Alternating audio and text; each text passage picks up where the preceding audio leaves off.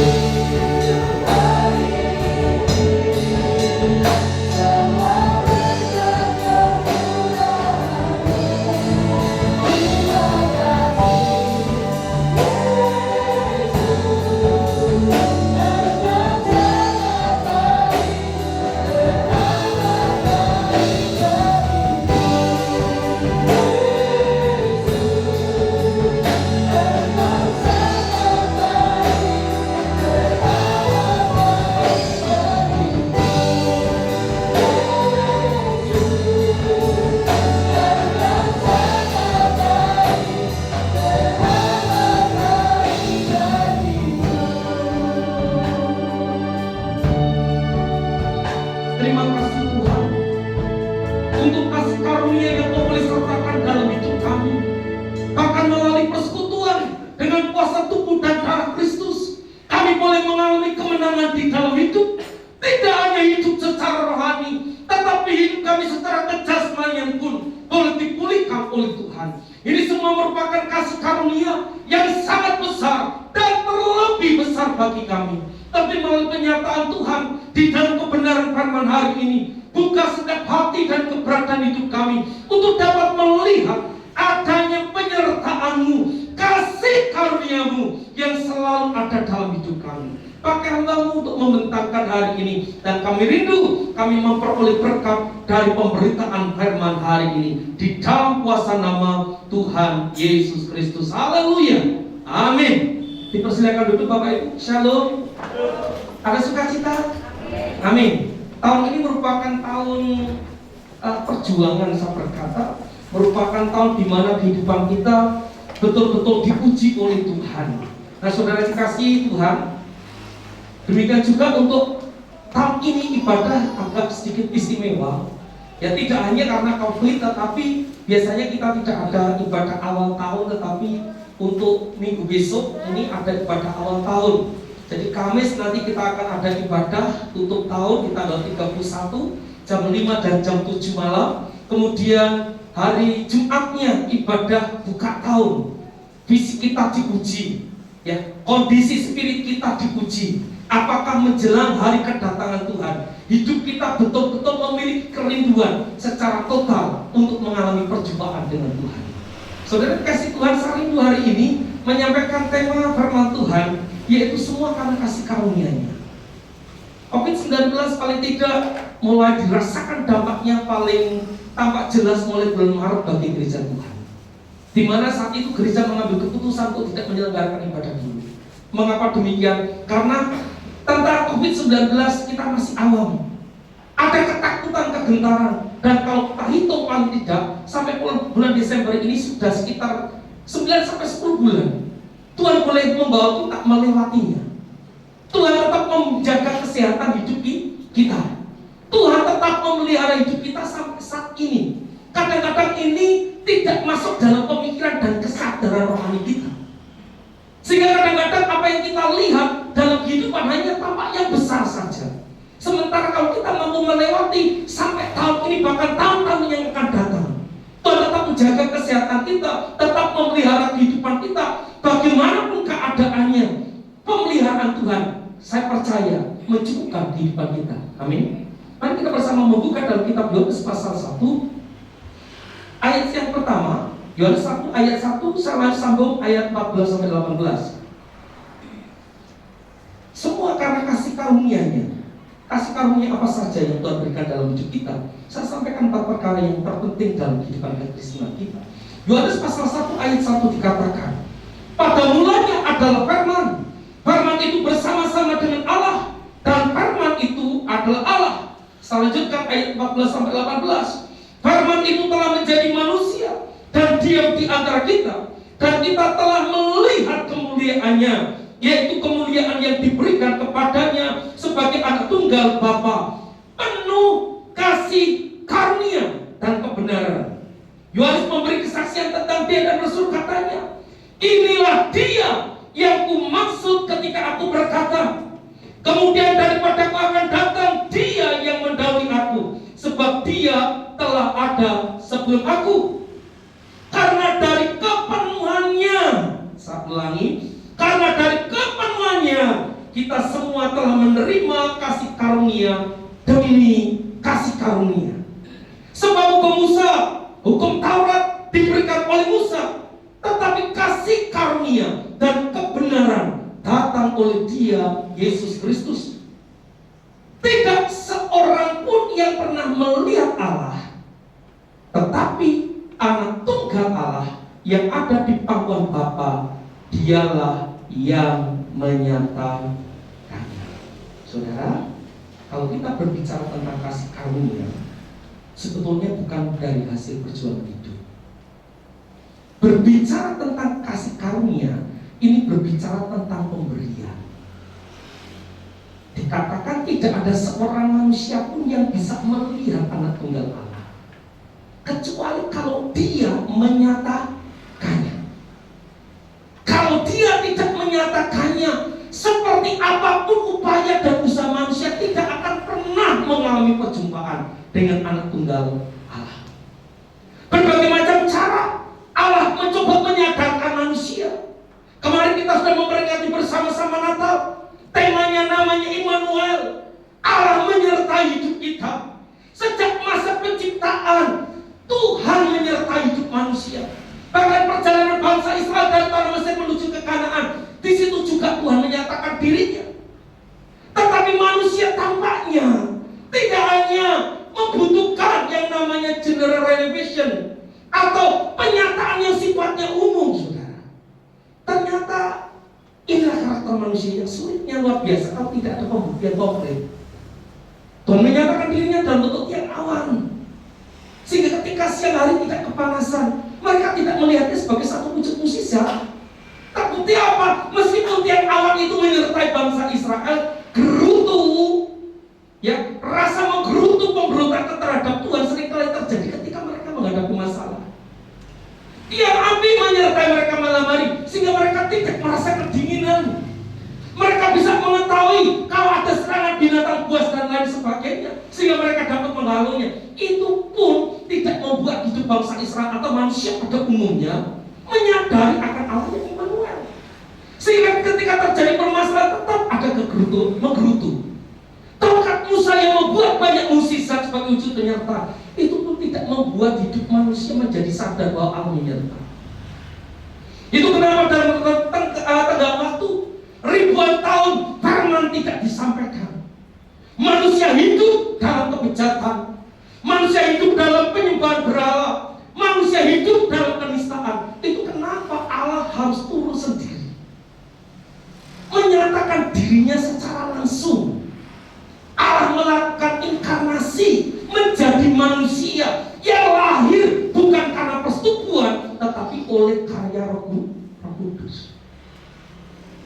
Itu pun tampaknya belum bisa mengubah hidup manusia. Sampai akhirnya Tuhan harus masuk ke dalam hati dan hidup manusia. Tuhan harus bersekutu secara langsung dengan hidup manusia melalui karya Roh Kudus. Baru manusia sadar sekarang. Coba perhatikan dengan sungguh-sungguh di dalam kitab Injil. Ada berapa banyak orang yang mengalami pertobatan oleh sebab melihat Yesus secara langsung? Gak banyak, saudara. Bahkan ketika kita mencoba mengamati, membaca, ketika proses Via Dolorosa nggak di jalan Yesus, orang-orang yang semula mengeluh-elukan Yesus semuanya lari meninggalkan Yesus. Ini menunjukkan apa? Manusia kalau tidak disentuh hatinya, sulit untuk menjadi percaya. Karena logika manusia sangat terbatas. Jadi hatinya harus disentuh oleh Tuhan. Tetapi puji Tuhan, saya berkata, kita termasuk orang-orang yang memperoleh kasih karunia bukan karena melihat, namun karena percaya. Bukan karena melihat Yesus langsung, tetapi karena karya Roh Kudus yang boleh tinggal diam dalam hidup kita. Sehingga Roh Kudus membimbing hidup kita, sehingga dari lidah kita, mulut kita mengaku Yesus Kristus itu Anak Tunggal Allah. Saya berkata ini kasih karunia. Yohanes mencatat, saudara, ya, tidak ada seorang pun yang bisa melihat Anak Allah. Tidak ada seorang pun yang mampu mengenal pribadi Yesus Kristus sebagai Anak Allah kalau Tuhan sendiri tidak menyatakan. Terbukti apa? Terjadi penyaliban. Kalau manusia memahami dengan benar bahwa Yesus Kristus adalah Anak Allah, tidak ada satu orang pun yang berani untuk menyentuhnya. Tetapi oleh sebab kasih karunia, karya keselamatan tidak hanya untuk orang-orang yang melihat secara langsung dan menjadi percaya. Seperti Petrus ditanya oleh Yesus, ketika yang lain berkata bahwa Yesus itu Elia, Yesus itu yang lain, tetapi Yesus tanya kepada Petrus, menurut kamu, Petrus, siapakah aku? Petrus memperoleh kasih karunia itu sehingga dia berkata, engkau Anak Allah yang hidup. Dan 12 murid hanya Petrus yang saat itu diberikan kasih karunia. Kalau bukan Tuhan sendiri yang menyatakannya, niscaya manusia tidak akan mengenal siapa Allahnya. Kalau hari ini kita ada di gereja, kalau hari ini kita menyembah Yesus sebagai Tuhan kita, kalau hari ini kita mengenal Trinitas, salah satu bagiannya Yesus sebagai Anak Tunggal Allah, dikatakan oleh Yohanes, itu oleh sebab kasih karunia. Semuanya karena kasih karunia. Yang pertama, kita mengenal Yesus sebagai Tuhan bukan oleh sebab apa yang kita kerjakan, bukan oleh sebab perburuan kita tentang pengenalan akan Allah, tetapi karena Allah menyatakan dirinya secara langsung dalam hidup kita. Kalau kita melihat ukur diri kita secara pribadi itu, saudara, kita sangat-sangat jauh daripada membentuk relasi dengan Tuhan. Karena dosa tidak mungkin berdekatan dengan apa yang kudus. Kalau bukan yang kudus itu datang untuk membersihkan dosa kita. Jadi pengenalan akan Kristus merupakan karunia yang diberikan di dalam hidup kita. Jadi bersyukurlah kalau hari ini kita mengenal Kristus, berarti kita mengenal kasih karunia dan mendapatkan. Kemudian yang kedua, saudara, kita memperoleh kasih karunia kenapa? Karena apa? Karena kasih karunia daripada Allah. Dan bentuknya apa? Yang pertama tadi pengenalannya, yang kedua karya keselamatan, saudara. Tidak hanya karya keselamatan, tetapi kita juga diberikan kasih karunia untuk mengalami kebangkitan tubuh. Itu kenapa ada banyak yang dipanggil, tetapi sedikit yang dipilih. Yang dipanggil tidak dipilih berarti tidak mengalami kebangkitan tubuh. Dia menjadi orang Kristen yang pada akhirnya meninggalkan Kristus dalam hidupnya. Saudara kasih Tuhan, dalam perjalanan bangsa Israel dari tanah Kanaan dari Mesir ke tanah Kanaan itu kasih karunia. Tetapi ketika menuju Kanaan, bangsa Israel tidak berjalan secara mulus, saudara. Ada banyak tantangan, ada banyak ujian. Demikian juga hidup kita untuk memperoleh kebangkitan tubuh, untuk memperoleh surga. Orang yang tidak mengalami kebangkitan tubuh tidak punya hak untuk masuk dalam kerajaan surga. Ini tolong diperhatikan dengan baik. Sehingga gambaran bangsa Israel keluar dari tanah Mesir menuju tanah Kanaan untuk memperoleh kasih karunia itu sama seperti gambaran hidup kita, perjalanan iman kita dari dunia yang fana ini menuju ke surga. Kita harus mengalami kebangkitan tubuh supaya kita dapat masuk ke dalam kerajaan surga. Karena kalau kita masih tinggal dalam tubuh kita yang fana ini, kalau kita masih tinggal dalam kehidupan kerohanian yang fana ini, saudara, kita tidak akan pernah mengalami perjumpaan dengan Tuhan dalam pesta anak domba. Oleh sebab itu, karunia keselamatan dan kebangkitan tubuh itu juga merupakan kasih karunia. Saudara, supaya kita punya dasar yang jelas. Yohanes pasal 3 ayat 16 ini tidak perlu dibuka, kita hafal. Ya, karena begitu besar kasih Allah akan dunia ini sehingga Dia mengaruniakan anaknya yang tunggal supaya setiap orang yang percaya kepadanya tidak binasa, melainkan beroleh hidup yang kekal. Ini berbicara keselamatan. Ya, ini juga karena kasih karunia. Kemudian Roma pasal 3 ayat yang 24. Dan oleh kasih karunia telah dibenarkan dengan cuma-cuma karena penebusan dalam Kristus Yesus. Kemudian Efesus pasal yang kedua ayat 4 sampai 5. Saya sambung Efesus pasal 2 ayat yang 8. Tolong diperhatikan. Tetapi Allah yang kaya dengan rahmat, oleh karena kasih-Nya yang besar yang dilimpahnya kepada kita, telah menghidupkan kita bersama-sama dengan Kristus. Sekalipun kita telah mati oleh kesalahan-kesalahan kita, oleh kasih karunia kamu diselamatkan. Jadi diselamatkan oleh kasih karunia, bukan oleh perbuatan kita. Ayat yang ke-8, sebab karena kasih karunia kamu diselamatkan oleh iman. Itu bukan hasil usahamu, tetapi pemberian Tuhan. Dan saya akhiri di bagian kedua Ibrani pasal 2 ayat 9. Tetapi Dia yang untuk waktu yang singkat dibuat sedikit lebih rendah daripada malaikat-malaikat, yaitu Yesus, kita lihat yang oleh karena penderitaan maut dimahkotai dengan kemuliaan dan hormat, supaya oleh kasih karunia Allah Ia mengalami maut bagi semua manusia. Saudara, demikian luar biasa Tuhan mengasihi hidup kita, saudara. Ya, luar biasa Tuhan mengasihi hidup kita supaya apa? Supaya hidup kita betul-betul ya hidup di dalam kasih dan anugerah-Nya. Kita mengalami perjumpaan dengan Kristus untuk menerima kasih karunia-Nya. Jadi keselamatan dalam hidup kalau kita uraikan secara keseluruhan, saudara, itu orang tidak akan bisa. Ya saudara, kita pergi ke atas gunung untuk mencari Tuhan. Kalau bukan kasih karunia, kita nggak akan menemukan Tuhan di atas gunung. Kita mencari Tuhan di lembah. Kalau Tuhan tidak menyatakan di lembah pun kita tidak akan menjumpai Tuhan. Tetapi Tuhan oleh sebab kasih karunia-Nya, Dia menjangkau hidup kita. Jadi oleh sebab itu apa sih respon kita, saudara? Kalau Tuhan mengenalkan dirinya, ya mari kita belajar mengenal Tuhan lebih dalam. Kalau Tuhan telah memberikan karunia keselamatan, ya mari kita jaga keselamatan itu. Bagaimana untuk menjaga keselamatan? Beberapa waktu yang lalu telah saya sampaikan, kehidupan kerohanian kita harus betul-betul diperjuangkan. Nah, tema tahun depan, saudara, saya buat sama nanti, cuma kita berikan dalam bentuk apa yang nanti baru saya pikirkan. Temanya sama. Ya, intinya di tahun yang akan datang, siapa orang-orang Kristen yang survive dalam hidup? Mereka yang bekerja keras. Bekerja keras dalam kehidupan rohani, sekaligus bekerja keras dalam kehidupan menjalani kehidupan di dunia ini. Orang-orang yang tidak bekerja keras dalam hidupnya, dalam rangka kesejahteraan hidupnya, dia nggak akan bisa survive. Orang-orang malas pada tahun yang akan datang pasti akan berbias. Tetapi orang-orang yang rajin, paling tidak dia akan hidup dalam pemeliharaan. Orang Kristen yang tidak rajin dalam membangun kehidupannya secara rohani pasti akan kalah dan tumbang oleh pencobaan. Masih ingat tentang ilustrasi yang disampaikan Tuhan, perumpamaan tentang penabur.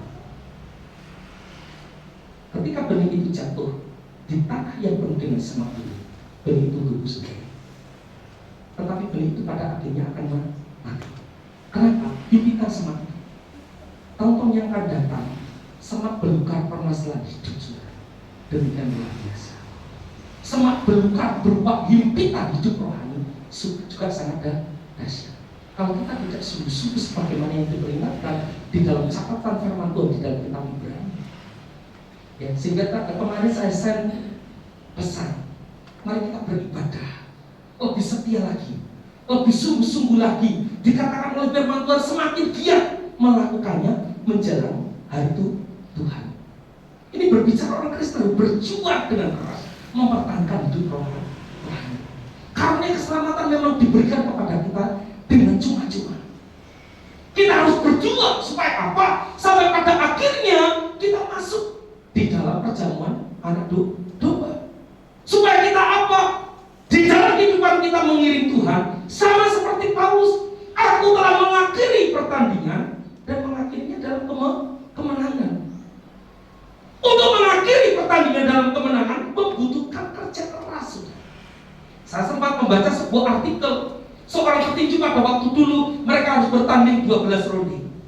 Tetapi untuk bertanding 12 ronde ini mereka berlatih rata-rata antara 200 sampai 300 ronde, saudara. Disiapkan dalam beberapa waktu, saudara. Terus berlatih. Sekian kali lipat dipersiapkan. Karena ketika kita bersama-sama di gereja, saudara, kita hanya satu kali dengan firman. Karena keterbatasan hidup manusia, belum tentu sekali kita dengar. Begitu kita hadapi percobaan yang sama, seperti bagaimana yang diminta oleh firman, kita dapat selesaikan oleh pendengaran kita. Sekali lagi, kalau firmannya berkuasa, tapi pendengaran kita kadang-kadang dipengaruhi oleh pendengaran yang lain. Firman yang kita dengar tumbuh bersama-sama dengan masalah hidup, dengan bisikan yang lain, sehingga firman itu tidak murni berkuasa dalam hidup kita. Itu kenapa? Perlu dalam hidup kita terus bersekutu dengan kuasa firman. Peribadatan yang diadakan terus diupayakan, saudara, mengikutinya. Kalau ada banyak hal yang harus kita kerjakan dalam hidup kita, ingat, orang-orang di sekitar kita mengerjakannya lebih dari hidup kita. Terus, saudara, bahkan Nabi berkata, kalau kesalahan hidupmu tidak melebihi orang-orang Yahudi, orang-orang Farisi, engkau tidak layak untuk menerima kerajaan surga. Karena orang-orang Yahudi, orang-orang Farisi, kesetiaan peribadatannya sama seperti saudara seperti kita. Peribadatannya luar biasa dilakukan setiap hari. Bahkan mereka paling tidak sedikit memaksa berdasarkan adat. Anak-anak setiap sore dibawa ke sinagogi. Setiap sore sudah dibawa ke sinagogi. Untuk apa? Belajar tentang Taurat Tuhan, belajar tentang firman Tuhan. Itu pun bagi Tuhan belum cukup. Firman tidak hanya menjadi sebuah pengetahuan, tetapi firman itu harus terus didengar seperti kucuran air, sampai betul-betul hati kita dibasahi, sampai air itu betul-betul meresap dalam hidup kita. Demikian juga kuasa firman. Tidak hanya cukup satu tetes terus ditetesi sehingga totalitas hidup kita dipenuhi oleh firman itu. Sehingga ketika ada impitan semak belukar, ketika ada bisikan-bisikan yang tidak baik terkait dengan kehidupan, saudara, kita tetap bertahan oleh sebab firman yang selalu kita dengar. Jadi mendengar firman Tuhan sekali saja, saya secara pribadi masih belum cukup. Ketika saya berbicara tentang kasih karunia, saya mendengar firman tentang kasih karunia, kadang-kadang oleh berbagai macam hal, hati saya menjadi kecut, hati saya menjadi tawar. Bisa terjadi. Kenapa? Banyak perkara yang iblis kerjakan dalam wujud tipu muslihat supaya kehidupan kekristenan kita, firman yang kita dengarkan itu seperti firman yang tumbuh di antara semak belukar. Ini hati-hati saudara. Oleh sebab itu mari kita perjuangkan. Kalau kita mengenal Allah karena kasih karunia, karena kalau kita menerima keselamatan, kebangkitan tubuh dan surga itu karena kasih karunia, mari kita perjuangkan. Ya, kita perjuangkan dengan sungguh-sungguh. Tadi di briefing sebelum masuk dalam ibadah, tim saya ingatkan, walaupun tubuh kita capek secara fisik, spirit kita tak pulih, karena kita melayani jemaat. Tahun ini tubuh kita dipuji, spirit kita dipuji untuk melayani. Dan satu persis tim yang melayani hari ini di Natal, mereka melayani pagi sore. Secara fisik capek, spiritnya tak boleh. Kenapa? Karena kita melayani jemaat. Kadang-kadang ada capek situasi dan kondisi di lingkungan kita, kadang-kadang menyebabkan lumpuh saudara. Tetapi ingat, kita harus semakin giat melakukannya menjelang hari kedatangan Tuhan. Dan yang ketiga saudara, kita diberikan kasih karunia untuk menanggung penderitaan, saudara. Ya, diberikan kasih karunia untuk menanggung penderitaan. Kita buka kitab 1 Petrus pasal yang kedua, saudara. Ternyata untuk mampu bertahan dalam penderitaan itu kita membutuhkan kasih karunia. Ya, pasal 2 ayat yang ke-19, saudara. Dimulai. Sebab adalah kasih karunia jika seorang karena sadar akan kehendak Allah menanggung penderitaan yang tidak harus ia tanggung. Ternyata ada orang yang harus menanggung penderitaan oleh sebab penderitaan yang seharusnya ia tidak tanggung. Kemudian pasal yang kedua masih sama, saya lanjutkan. Sebab dapatkah disebut pujian jika kamu menderita pukulan karena kamu berbuat dosa? Tetapi jika kamu berbuat baik dan karena itu kamu harus menderita, maka itu adalah kasih karunia pada Allah. Saudara, untuk mampu bertahan dalam penderitaan oleh sebab pengiringan kita pada Kristus, itu juga karena kasih karunia. Orang Kristen, saudara, hamba Tuhan, para pelayan, kehidupan kekristenan itu harus meneladani jejak Kristus, sebagaimana yang ditulis oleh Petrus dalam ayat-ayat berikut. Yesus menjalaninya dengan kerelaan. Amin. Sekali lagi saya katakan, Yesus menjalaninya, menanggung penderitaan yang seharusnya tidak ditanggungnya. Tetapi penderitaan yang seharusnya Bapak, Ibu, dan Saudara tanggung dan saya tanggung, itu yang ditanggungnya. Sekali lagi, Yesus seharusnya tidak layak untuk menderita. Dia menanggung penderitaan yang seharusnya tidak dia tanggung, yang seharusnya dia tidak tanggung. Kenapa? Seharusnya penderitaan itu panjenengan dan saya menanggung akibat dosa. Tetapi Yesus, karena dia memiliki kepenuhan kasih karunia, bikin semangat dia berkata, Bapak, bukanlah kehendakku yang terjadi, tapi kehendakmu. Sehingga di tengah-tengah cambukan, di tengah-tengah impitan, di tengah-tengah cemooh, di tengah-tengah dilecehkan sebagai anak Allah yang hidup, dia masih mampu berkata dengan tulus, Bapa, ampuni mereka, sebab mereka tidak tahu apa yang sedang mereka berbuat. Penderitaannya sudah tidak dirasa. Kenapa kasih karunia? Demikian juga kalau hidup persekutuan kita dengan Tuhan sungguh-sungguh, penderitaan yang kita alami akibat mengiring Yesus, penderitaan yang harus kita tanggung karena kita mengerjakan firman, itu tidak akan membuat kehidupan kita terasa berat. Kita akan dimampukan.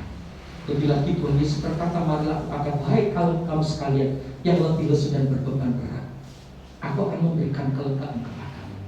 Pikulah kupiah pasang dan belajarlah kepadaku, karena aku lemah lembut dan rendah hati, dan jiwamu akan memperoleh ketenangan.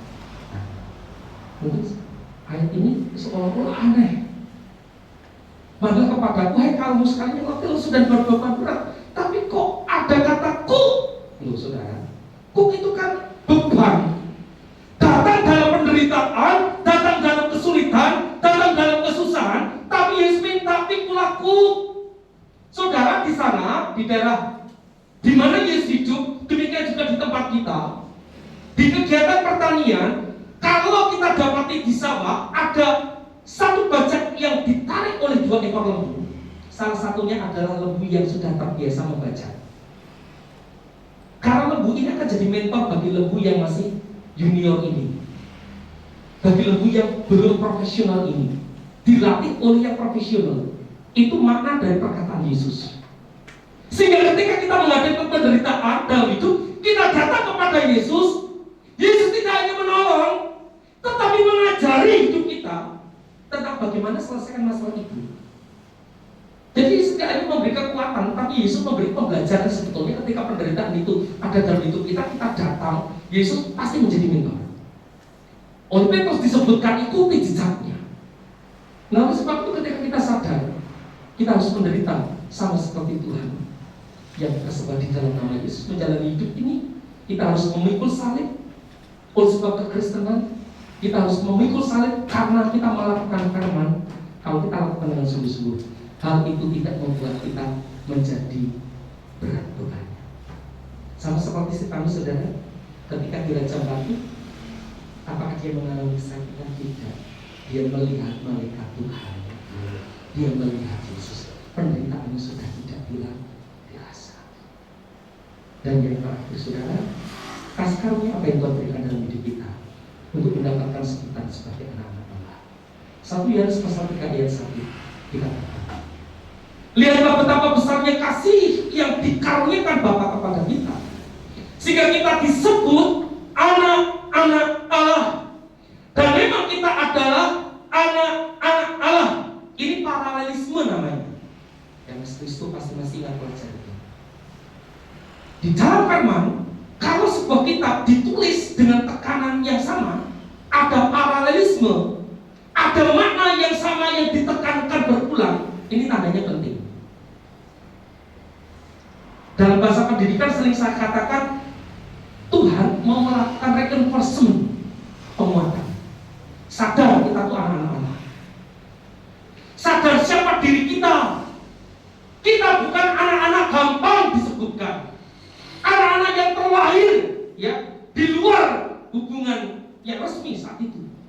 Tetapi kita lahir oleh relasi resmi, relasi darah anak domba. Oleh sebab itu sadarkan ketika kita menyadari bahwa kita anak-anak Allah, dan untuk menjadi anak Allah itu kasih karunia sekali lagi saudara, itu bukan perkara mudah. Kalau kita disebut anak-anak Allah, berarti kita anak-anak Allah raja. Tidak hanya hak kita yang dipulihkan secara rohani, tetapi hidup kita juga dipulihkan dalam konteks pemeliharaan.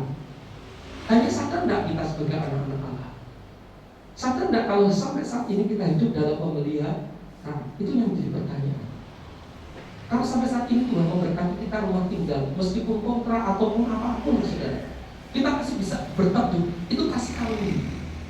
Kalau saudara masih memandang rumah yang lain yang lebih baik, rumahku kok buruk, saudara menggerutu, artinya saudara tidak merasakan kasih karunia sebagai anak Allah. Saudara merasakan makan tahu dan tempe, saudara lihatnya orang-orang makan spaghetti, makan di McD, ya makan ayam geprek atau apapun, saudara mereka bisa hidupnya nikmat. Saudara kemudian menggerutu, dan saudara juga tidak sadar itu pemeliharaan. Ketika saudara masih hanya bisa naik berorbit, sementara ada orang lain naik mobil, kemudian saudara menggerutu dalam hidup. Kecuali kalau saudara, Tuhan aku rindu diberkati mobil, supaya melayani, itu berbeda. Tapi kalau menggerutu enak ya, orang kodangan, aku naik sepeda motor sekodangan dan sebagainya. Kalau itu kita masih menggerutu seperti itu, kita tidak sadar bahwa keberadaan sepeda motor itu juga merupakan pemeliharaan. Kalau kadang-kadang kita kita sempat bersinggungan dengan orang lain, ya kita mau berutuh Tuhan itu membenci hidup saya. Kenapa orang-orang yang ada di sekitar saya tidak menyayangi saya? Sementara kita tidak sadar di rumah kita ada orang-orang yang mengasihi hidup kita. Sehingga keberadaan keluarga itu juga merupakan kasih karunia. Jika kalau kita berpikir seperti itu, jalan hidup pasti dengan damai sejahtera, tidak dengan beban. Empat perkara ini yang saling mempertahankan. Dan ingat, tahun 2021 tidak lebih baik dari tahun 2020. Meskipun secara lahir kita tetap berdoa supaya Tuhan membuat kehidupan hidup kita sebagai anak-anak Tuhan jauh lebih baik. Bukan dalam rangka kesombongan, tapi dalam rangka untuk mempermuliakan nama Tuhan. Supaya melalui keadaan hidup yang baik, dunia melihat adanya pemeliharaan yang sempurna dalam hidup orang-orang percaya. Amin, saudara. Ingat, kita mengenal Tuhan dalam kasih karunia. Jangan tinggal. Kemudian kita menerima karunia keselamatan. Itu juga oleh kasih karunia. Kalau kita bertahan sampai saat ini sebagai orang Kristen yang meskipun hidup kita dicaci, dibenci, dilecehkan, dihina sekalipun, itu juga kasih karunia. Dan yang terakhir, saudara, berkat yang luar biasa, kita diangkat sebagai anak Allah. Itu juga kasih karunia. Karena hanya orang yang diangkat sebagai anak, hanya orang yang menjadi anak yang punya kewenangan akan hak waris. Jadi kalau kita mempertahankan kasih karunia itu, saya percaya kita akan diselamatkan, kita akan mengalami kebangkitan tubuh, dan suatu saat Tuhan akan mempermuliakan kita semua di dalam kerajaannya yang penuh dengan damai. Dan Tuhan Yesus memberkati kami. Haleluya.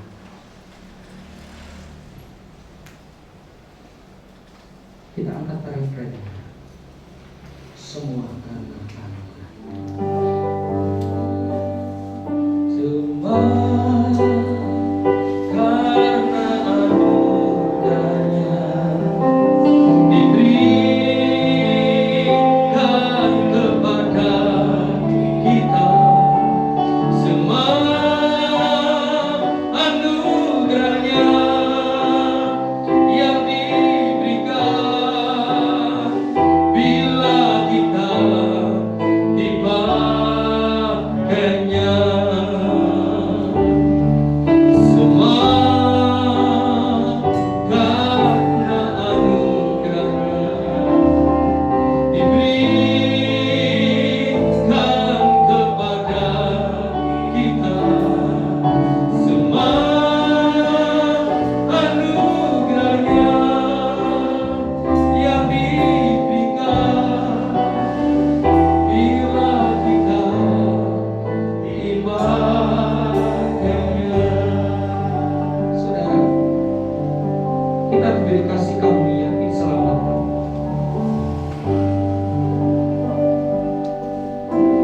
Kita diberikan kasih karunia sehingga hidup kita dipelihara.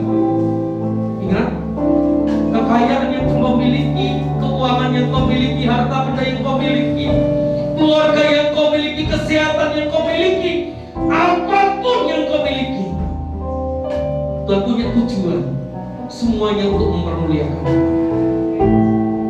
Semuanya untuk dipakai untuk kemuliaan namanya.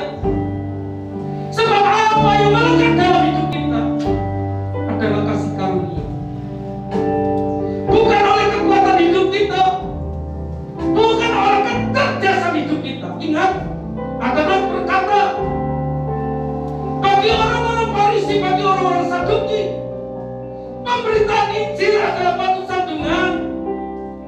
Bagi orang-orang terpelajar seperti orang-orang Yunani, pemberitaan Injil menjadi cemooh, sebab mereka tidak termasuk dalam hitungan orang-orang yang menerima kasih karunia. Tapi bagi orang yang bodoh sekalipun, pemberitaan Injil adalah kasih karunia yang memerdekakan. Mari belajar dalam hidup kita.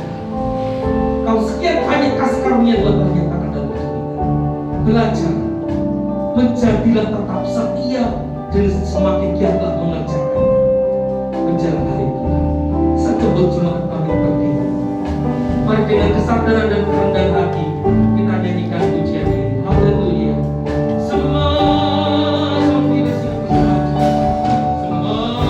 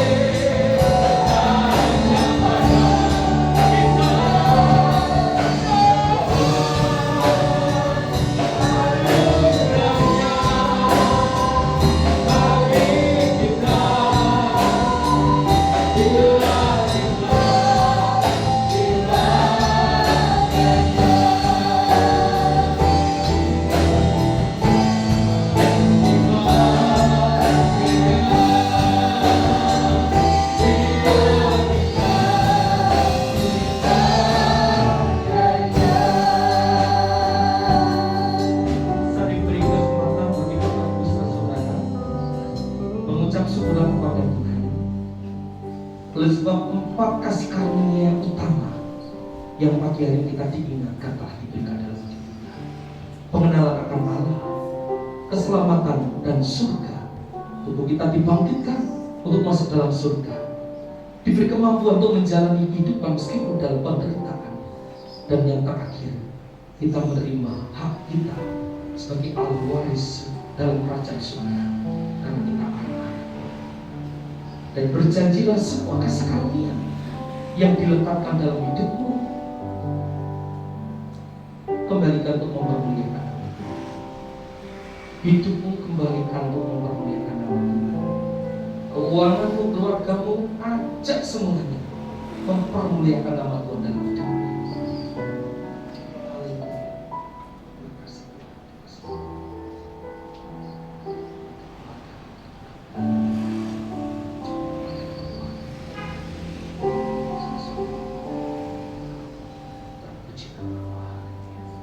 Terima kasih Tuhan untuk kebenaran firman Tuhan. Karena menerangkan supaya kasih karunia itu tidak hilang dari antara kami. Kasih karunia itu tetap ada dalam hidup kami sampai Maranatha. Tuhan Yesus datang untuk kali yang kedua untuk mempermuliakan kami semua di dalam kerajaan Tuhan yang berdekatan. Di dalam nama Tuhan Yesus. Amin. Amin. Yuk kita kembali berdiri, kita mengucap syukur kepada Tuhan. Tunaikan syukur padamu Yesus, ku sembah sujud kepadamu Tuhan, di hadapan mata kemuliaan-Mu, ku tinggikan, ku agungkan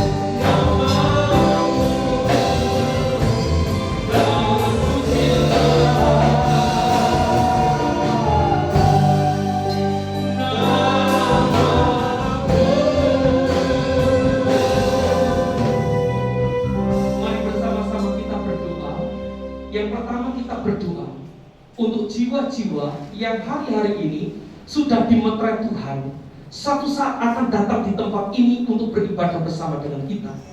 Karena pada dasarnya Tuhan telah memilih orang-orang yang akan berkumpul di tempat ini, berjemaat di tempat ini, membesarkan nama Tuhan melalui gereja ini.